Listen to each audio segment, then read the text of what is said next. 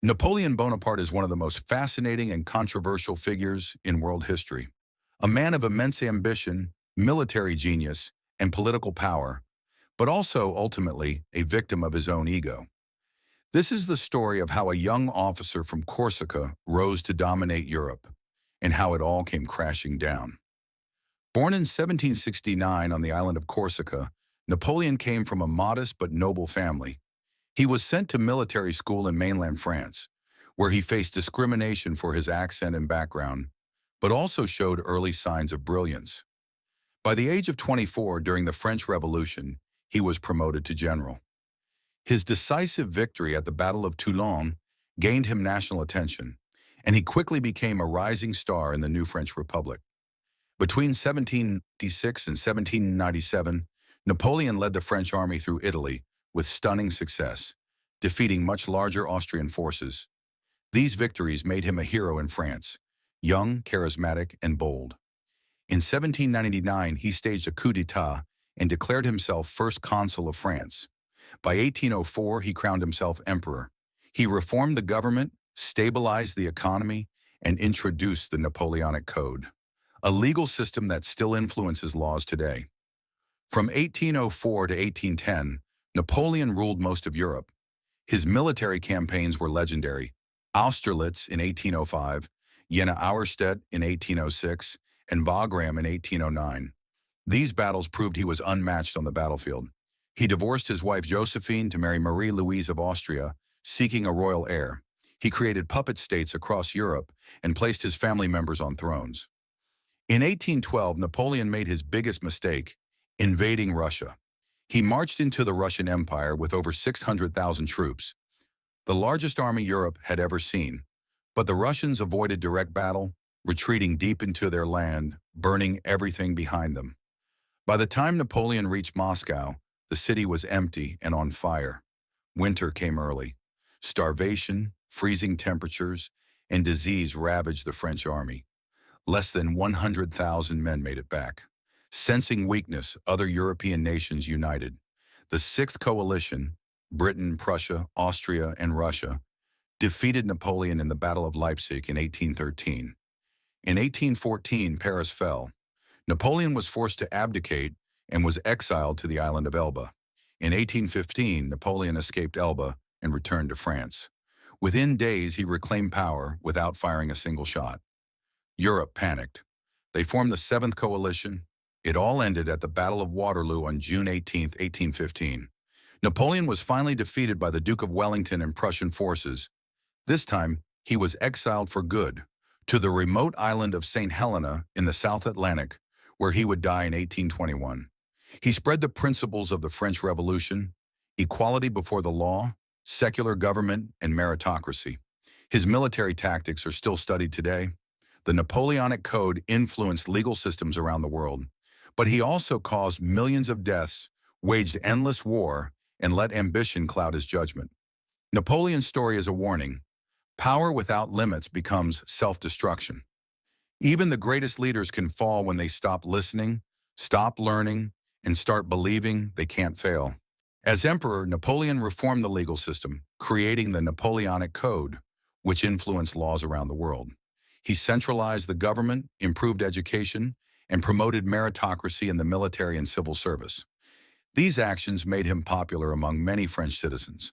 However, his ambitions led to endless wars across Europe. He fought major coalitions formed by other European powers that opposed his expansion. His most significant military campaigns included the Battle of Austerlitz, where he achieved a remarkable victory, and the disastrous invasion of Russia in 1812, which severely weakened his army. After a series of defeats, Napoleon was forced to abdicate in 1814 and was exiled to the island of Elba. But he escaped less than a year later and returned to power in what is known as the Hundred Days. His return alarmed European leaders, leading to the Battle of Waterloo in 1815, where he was finally defeated by the British and Prussian armies. After his final defeat at Waterloo, Napoleon was exiled to the remote island of St. Helena in the South Atlantic Ocean. This time, there would be no escape. Isolated and under constant British supervision, he spent the remaining years of his life writing memoirs, reflecting on his achievements and failures. Despite his downfall, Napoleon remained a symbol of ambition, strategy, and leadership. His legacy influenced politics, military tactics, and national identity throughout Europe. While some view him as a tyrant, others remember him as a reformer who changed the world. Napoleon died on May 5, 1821, at the age of 51. The cause of his death remains debated, with theories ranging from stomach cancer to possible poisoning. Regardless, his impact on history is undeniable, and his story continues to fascinate generations. And now I'll show you a short illustration from the history of Napoleon. City of soldiers, horses and wagons stretching for miles. Napoleon's men were filled with confidence, loyal to their emperor and certain of a quick and glorious victory. They expected to meet the Russian forces near the border, engage them in a massive battle and celebrate their triumph in a matter of weeks. The sheer size of the army was meant to intimidate the Tsar and force a swift surrender, a classic Napoleonic strategy that had worked many times before. But the Russians had other plans. They knew they could not defeat Napoleon's massive army in a head-on collision. So their generals, Barclay de Tolly and later Mikhail Kutuzov, chose a different strategy. Instead of fighting, they began to retreat. They pulled their armies deeper and deeper into the vast, empty expanses of Russia. This was a frustrating experience for the French, who were used to quick, decisive battles. The Russians refused to give them the fight they desperately wanted, drawing them further away from their supply lines and their homes with every passing day. As they retreated, the Russian army employed a brutal but effective tactic: scorched earth. They destroyed everything they left behind. They burned villages, crops and farms to the ground. They poisoned wells and drove away livestock. This meant that Napoleon's advancing army could not live off the land as they had planned. The French soldiers found empty fields and smoldering ruins where they expected to find food and supplies. This strategy was designed to weaken the Grande Armée through hunger and exhaustion long before they ever reached a major battlefield, turning Russia's own landscape into a powerful weapon. The journey was absolutely grueling. The summer sun beat down on the soldiers, and the long marches exhausted them. Food became scarce, and disease began to spread through the ranks. Thousands of men and horses died from starvation and sickness without ever seeing a single Russian soldier. The Grande Armée, once a proud and mighty force, was slowly being bled dry by the vastness of Russia and the unforgiving scorched earth tactics. Napoleon's hope for a quick campaign faded as his army trudged deeper into a hostile and empty land, a shadow of its former self. After weeks of frustrating retreat, the Russian army finally made a stand. On September 7th, 1812, near a small village called Borodino, the two armies met. The Russians, now under the command of General Kutuzov, prepared to fight for Moscow.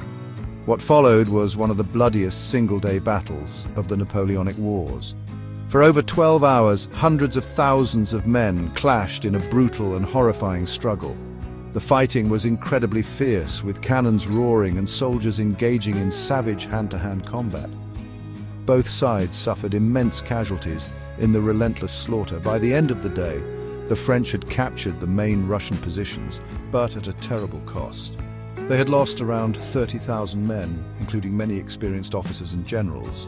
The Russian army, though forced to retreat, was not destroyed. They had lost even more men, perhaps as many as 45,000, but they withdrew in an orderly fashion, preserving their army to fight another day. Napoleon claimed Borodino as a victory as he held the battlefield. However, it was not the decisive, army-shattering triumph he had desperately needed. The Russian will to fight remained unbroken. A week later, Napoleon marched his weary army into Moscow. He expected to find a city ready to surrender, where he could rest his troops and dictate peace terms to the Tsar. But he entered a ghost town. The Russian authorities. Today, Napoleon's life is studied not just for his military genius, but for the lessons he left behind about power, pride, ambition, and the fragile nature of success. He rose from a young Corsican outsider to rule nearly all of Europe, only to lose it all because of overreach and relentless ambition. His story is a powerful reminder that greatness comes with limits, and that even the most powerful can fall. Napoleon's name lives on in books, films, and even political thought, a man both admired and feared. In the end, the rise and fall of Napoleon Bonaparte teaches us that legacy isn't just about victories. It's about the choices we make and the lasting effects they have on the world. Subscribe to the channel to see more videos like this.